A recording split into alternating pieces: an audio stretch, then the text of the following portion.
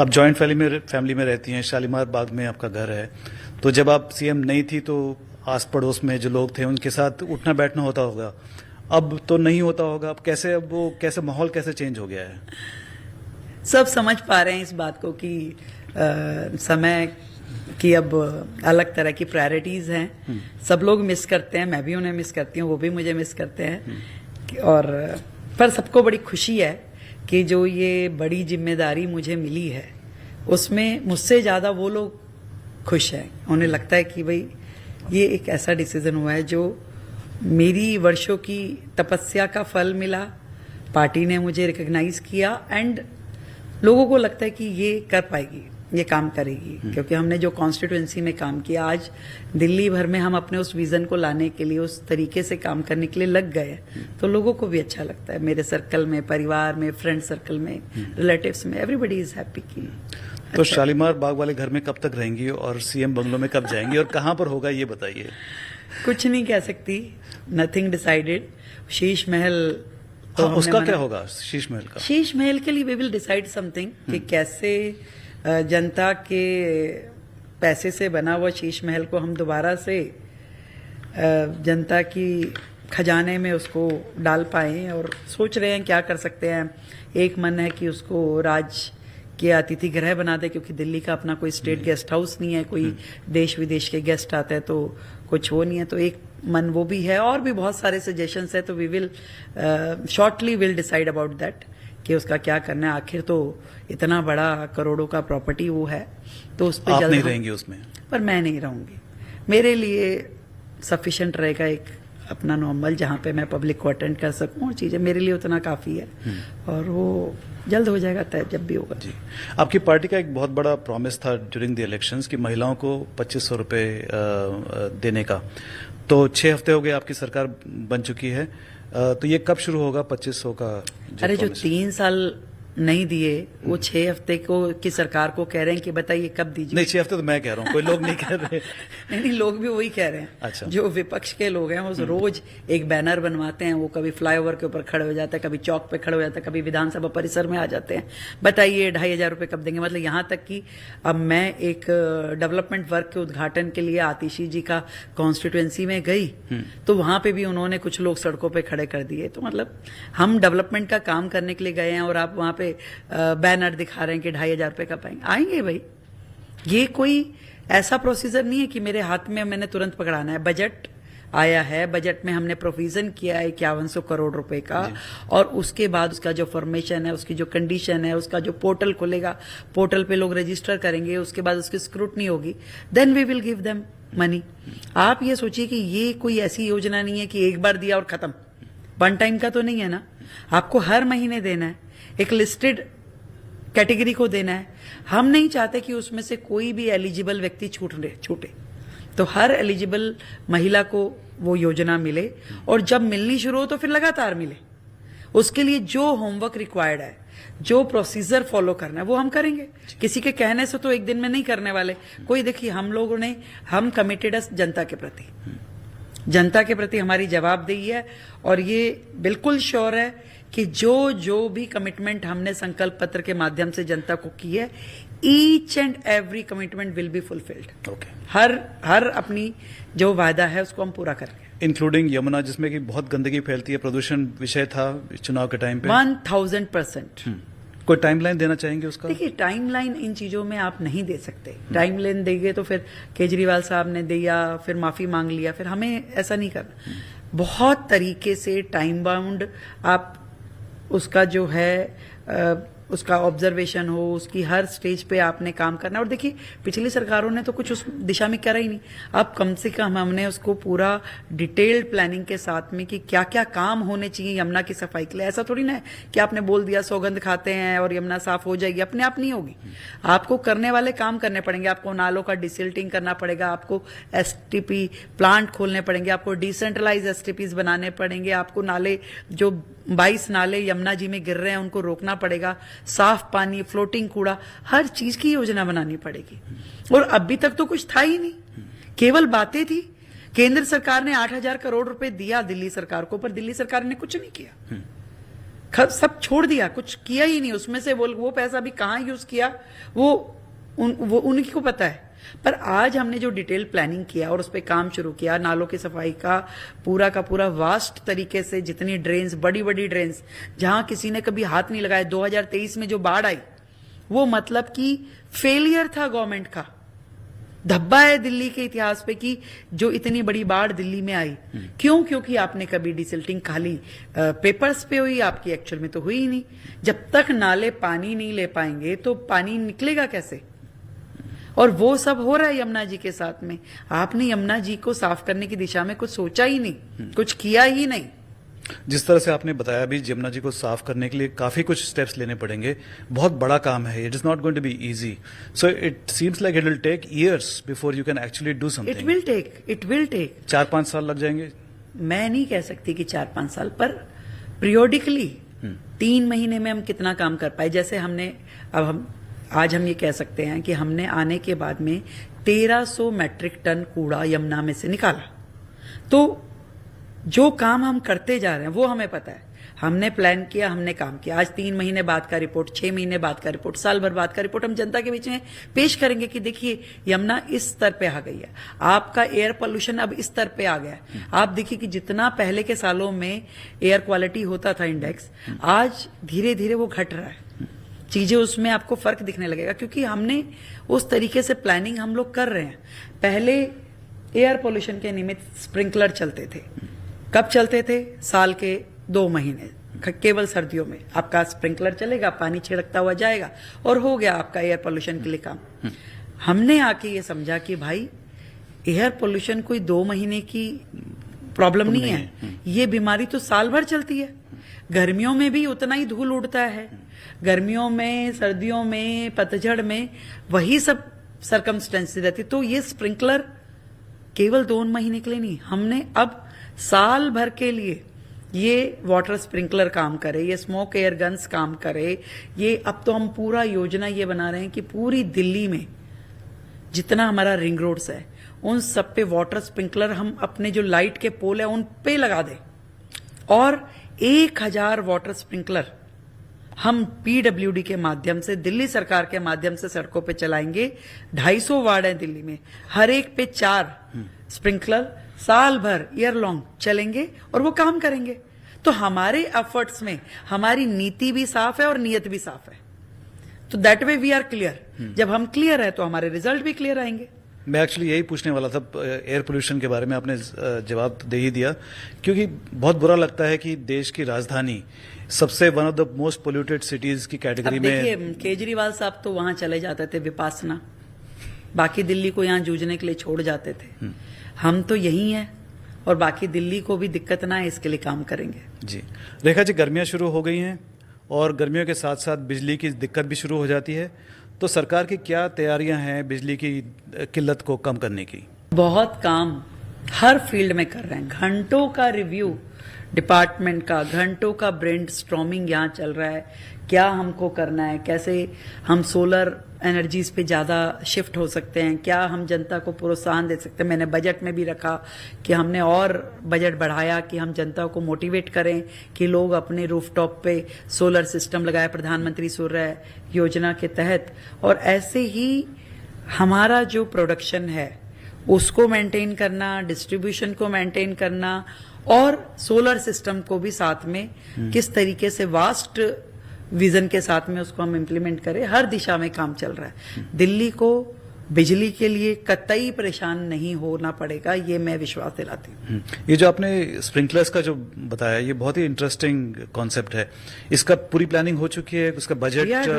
We are doing और बहुत सारी चीजें अभी आपको वक्त के साथ पता चलेगा जी। हम बहुत सारे काम ऐसे करने वाले हैं जिसमें सरकार का 1 रुपया भी खर्च नहीं करेंगे। अच्छा। तो आपको पता चलेगा बनिया मुख्यमंत्री होती है तो भाई बचत का भी पूरा ध्यान रखा जाता है ताकि वो पैसा जब बचे तो जनता के हित में 2,500 रुपए जो देने वहां काम आएगा। दिल्ली के एलजी साहब ने एक बार कहा था कि आतिशी जो सीएम बनी थी कुछ महीनों के लिए, वो केजरीवाल से कहीं ज्यादा बेहतर थी। आपका भी यही मानना है क्या? अभी मैं कुछ कहने की स्थिति में हूं क्योंकि वो भी हमेशा उन्हीं की शेडो में रही, उन्हीं के एजेंडा को चलाती रही, उन्हीं के खड़ाऊ लेकर के उन्होंने किया। अगर शायद वो अपने विजन से और अपनी सोच से चलती तो मे बी वो अपने आप को प्रूव कर पाती। जी, अभी हम लोगों ने जो चैलेंजेस की बात की, पोल्यूशन हो गया, इंफ्रास्ट्रक्चर यानी सड़क या सीवरेज और स्ट्रे एनिमल्स और लॉ एंड ऑर्डर, तो इनमें से आप which would you prioritise, which is the biggest challenge for Delhi you think? देखिए, हर प्रॉब्लम अपने अपने जगह इम्पोर्टेंट है। स्ट्रे कैटल अपने आप दिल्ली के लिए बहुत बहुत ज़्यादा प्रॉब्लमैटिक एरिया है। आपको समझिए, हमने तो इसके लिए आते ही जिन गौशालाओं के फंड दिल्ली सरकार ने, पूर्व की दिल्ली सरकारों ने सालों से रोके हुए थे, आते ही हमने उन सारी गौशालाओं की उनकी ग्रांट सारी दी। आते ही हमने ऐसी ऐसी चीजें जो उनके पार्ट पे पेंडिंग थी सबको रिलीज किया कि भाई पार्क एंड गार्डन सोसाइटी के उनको फंड दिया, सीनियर सिटीजन को उनका जो ग्रांट हम देते थे उनको रिलीज किया कि भाई ये गलत है। सालों से आपने लोगों के हक का पैसा रोक के रखा। तो हमारे लिए चैलेंजेस जो हैं वो हर फ्रंट पे हैं, परंतु सरकार भी 360 डिग्री पे वर्किंग कर रही है। हर प्रॉब्लम को सुलझाने के लिए, उसका कुछ परमानेंट समाधान लगाने के लिए हम एवरीबडी इज वर्किंग जी। और दिल्ली जो है विविधताओं का शहर है, उसका एक अपना वर्क कल्चर है। उस कल्चर को भी, उस हेरिटेज को भी मेंटेन करना, ये भी हमारी ड्यूटी है। तो हम लोग हर फ्रंट पे काम कर रहे हैं। जी, दिल्ली का फुल स्टेटहुड एक बहुत पुराना मुद्दा है और आपके पार्टी में भी कई लीडर्स ने ये डिमांड की थी, और तो आपकी क्या राय है इसके बारे में, होना चाहिए कि नहीं? देखिए, ये केंद्र का निर्णय है। आने वाले समय में हो सकता है कि इसके ऊपर कुछ और क्लैरिटीज आए और हम उसको करें, परंतु आज इसके बारे में कुछ हमारा ऐसा डिस्कशन नहीं हुआ है। पर we will do our best कि भी दिल्ली केंद्र के अंतर्गत काम कर रही है, तो डबल इंजन की सरकार के नाते हम लोग अपनी पूरा बेनिफिट जो है केंद्र सरकार के मातहत काम करते हुए उसको ले। तो स्टेटहुड के साथ में पुलिस का भी मुद्दा उठता है, अभी तो वो हमारे लिए कोई फर्क नहीं है। जी, सिक्योरिटी रिजॉल्व हो, सिक्योरिटी प्रॉब्लम दिल्ली को ना हो, ये हमारे लिए ध्येय है। और वो हम एक प्लेटफॉर्म पे बैठते हैं, हमें काम मिलता है, हमें रिजल्ट मिलता है, तो वी आर हैप्पी। दिल्ली में women safety has always been a big issue.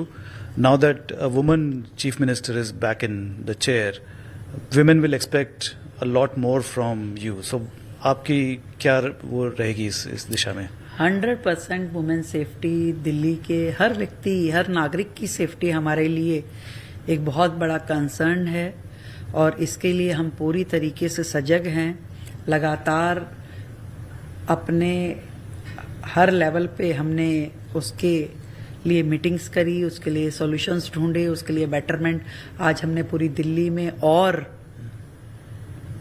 500 camera लगाने का प्रोविजन क्रिएट किया, वन स्टॉप सेंटर्स हमने क्रिएट किए, पुलिस के साथ बेटर कोऑर्डिनेशन किया, पिंक पीसीआरस का प्रोविजन हम कर रहे हैं और जो महिला हमारी पुलिसकर्मी हैं उनको भी सिस्टम में और ज्यादा इन्वॉल्व करने की बात हम चल रहा है। जो डार्क स्पॉट, मतलब dark spot in not in the terms of कि लाइट नहीं है, लिटरली हाँ, डार्क स्पॉट जहां आपका नेटवर्क नहीं है, जहां आपका पुलिस का पहुंच नहीं है, ऐसे जितने डार्क स्पॉट दिल्ली में हैं उन सबको कम किया जाए, उनको हटाया जाए, रिमूव किया जाए, हर दिशा में काम करते हुए कि दिल्ली में सिक्योरिटी थ्रेट जो है वो ना रहे, इसके लिए हम काम कर रहे हैं। but for this you will have to work with the police which comes in the center and मतलब माननीय HM साहब ने तुरंत हमारे सरकार बनने के बाद हमें बुलाया और हर एक एस्पेक्ट पे चर्चा करी, बड़ी विस्तृत चर्चाएं हुई और बहुत सारी चीजों के समाधानों पे हमने काम करना शुरू किया। मैम, आम आदमी पार्टी की जो एक्साइज पॉलिसी थी वो एक बहुत ही कंट्रोवर्शियल पॉलिसी रही, उसके चलते ही शायद उनकी हार भी हुई, सरकार भी गिरी। बीजेपी की क्या पॉलिसी रहेगी इसको हम एक लेकर? नई पॉलिसी लाएंगे, एक फुल प्रूफ पॉलिसी जो पारदर्शी हो, जिसमें सरकार का रेवेन्यू भी हो और सोसाइटी में एक अच्छा मैसेज भी जाए, लोग जनता परेशान ना हो, एक गुड मैसेजिंग भी होनी चाहिए और पारदर्शिता विल बी डन। तो जिन राज्यों में बहुत अच्छे से ये वर्क सिस्टम काम कर रहा है, जहां की बेस्ट एक्साइज पॉलिसी है, वी विल फॉलो देम। आखिर में आपसे पूछना चाहता हूं कि आपके जो पिछले स्टेटमेंट्स जो थे ट्विटर पे थे और आपके स्टेटमेंट्स थे कुछ कंट्रोवर्शियल थे, तो जब when you look back do you think, आपको लगता है कि शायद किसी और तरीके से मैं अपनी बात कह सकती? देखिए, हर व्यक्ति के जीवन में धीरे धीरे करके एक लेवल आता है। शायद जब बचपन में हम बोलते होंगे तो हमारे भाषा पे इतना कमांड नहीं होता होगा, हम और बड़े हुए होंगे तो हमारे किसी वर्क में हो सकता है उतनी मेच्योरिटी नहीं दिखती होगी, और थोड़ा सा हमने मेच्योरिटी लेवल पे आके हमने चीज़ों को बेहतर समझा होगा। और ऐसा हर एक के जीवन में होता है, कोई मेरे जीवन में अलग से नहीं है कि मैं कोई फुल प्रूफ सीखी सिखाई पढ़ी पढ़ाई ही मुख्यमंत्री बनी। अनेक मंचों पे मुझसे गलतियां हुई होंगी। अब मान लीजिए मैंने भाषण दिया विधानसभा में और एक स्टोरी सुनाते हुए मेरे मुंह से एक ठुल्ला शब्द निकल गया, तो मेरी इंटेंशन वो नहीं थी कि भी मैं कहूं कि मैं किसी अपने पुलिसकर्मी की या अपने किसी जवान को उसको हार्म करना चाहती हूँ, उसकी फील नथिंग। मैं बड़ा सम्मान करती हूँ अपने सारे पुलिसकर्मियों का, वो देश की सेवा कर रहे हैं, 24 घंटे वो देश के लिए खड़े रहते हैं, और मैं मतलब बता नहीं सकती मेरे दिल में कितना सम्मान है अपने सभी सैनिकों के लिए, सभी पुलिस कर्मियों के लिए जो दिन रात अपने जीवन का मतलब ना नींद देखते हैं, ना खाना पीना, ना परिवार, और 24 घंटे एक फोन कॉल पे वो खड़े हो जाते हैं और उनसे हम अपेक्षा करते हैं कि आइए काम कीजिए। तो ये कुछ कभी हमसे कोई गलती हो सकती है, ना समझी हो सकती है, पर उसका हर समय आपका इंटेंशन नहीं होता वैसा, और आप टाइमली उसको रियलाइज करते हैं कि ये मुझसे ठीक नहीं हुआ, और उसको जीवन में आगे वो ना हो गलती, उसका एहसास आपको होना चाहिए। और जो है मुझे कोई बुराई नहीं लगती इसमें कि कहीं मुझसे गलती हुई है तो मैं उसे एक्सेप्ट करूं और उसको भविष्य में ठीक करूं। Are you the kind of a person who says sorry, who apologizes when you are realize? क्यों नहीं मतलब अगर आपसे गलती हुई, मैंने आपको पहले भी कहा कि मैं वो व्यक्तित्व हूं कि जो या तो कन्विंस कर लो या कन्विंस हो जाओ। तो आज हम अपनी बात केवल कहीं दूसरे की ना सुने ऐसा नहीं है। यदि मुझसे कहीं गलती होगी मैं जरूर, अब जैसे मैंने पोस्टर का ड्राइव था, मुझे आज लगता है कि भाई आज दिल्ली की जिम्मेवारी मेरे पास है, मुझे लगता है यार दिल्ली तो बहुत बदसूरत लगती है जब दीवारों पे पोस्टर लगता है, दीवारों पे वॉल राइटिंग होती है। तो मैंने जिस दिन ये सोचा कि नहीं भाई ये नहीं होना चाहिए, सबसे पहले मैंने दिल्ली की जनता से ये माफी मांगी कि भाई जीवन में मुझसे भी कभी ना कभी गलती जरूर हुई है कि जब मेरे भी किसी सपोर्टर ने कहीं पे पोस्टर लगाए होंगे या वॉल राइटिंग की होगी। आज मुझे ये रियलाइज होता है कि ये गलत था। आज मैं ये कहती हूँ पूरी दिल्ली से, जब मैं ये निवेदन करती हूँ कि भाई हमें दिल्ली को बेहतर करना है, साफ सुथरा करना है, तो मैंने अपने से स्टार्ट किया। मैंने कहा कि नहीं भाई हम नहीं लगाएंगे, और अपने एमएलएस को, अपने सभी कार्यकर्ताओं को ये निवेदन किया कि भाई हम सबको सुंदर दिल्ली की तरफ जाना है और हम इस चीज को अब अवॉइड करेंगे। तो ये कॉन्टिन्यूअस प्रोसेस है। मैं ऐसा कैसे कह दूं कि मैं कोई आज मेरा आदेश से सब कुछ हो जाएगा। मैं जनता को, समाज को अपने साथ लेकर के चलना चाहती हूं, क्योंकि दिल्ली जो है केवल सरकार और मुख्यमंत्री के करने से विकसित दिल्ली नहीं होने वाली। स्वच्छ दिल्ली, स्वस्थ दिल्ली अकेले के करने का काम नहीं है, ये हम सबको साथ लेकर के चलना है, सबको हमें जोड़ना है। दिल्ली के हर एक नागरिक को इस विकसित दिल्ली के मिशन में जुड़ना पड़ेगा। और मैं सबसे आज पीटीआई के माध्यम से भी निवेदन करना चाहती हूं कि ये हम सबकी दिल्ली है, हम सबकी आत्मा यहां बसी है, देश की राजधानी है, और इसमें हम सबको अपनी भूमिका निभानी होगी दिल्ली को सुंदर रखने के लिए, दिल्ली को हरित रखने के लिए, और दिल्ली को सुंदर स्वच्छ बनाने के लिए। Not just the citizens but also the politicians and the opposition leaders also. You expect them to work? हर दिल्ली वासी से मैं बात कर रही हूँ, हर एक दिल्ली। और मुझे लगता है कि कोई व्यक्ति हो, अपोजिशन का हो, पोजीशन का हो, हर व्यक्ति ये सोचता है, उसको लगता है कि मेरा शहर साफ रहना चाहिए। और किसी को शुरुआत ही करनी होती है। जब कूड़े के ऊपर कूड़ा डलता है, हम ये तय करें कि भी कूड़ा नहीं डालेंगे तो नहीं डलेगा, तो इस ढेर को हमने बनने ही नहीं देना। हमें दिल्ली को सुंदर दिल्ली, स्वच्छ दिल्ली की दिशा में लेके जाना है।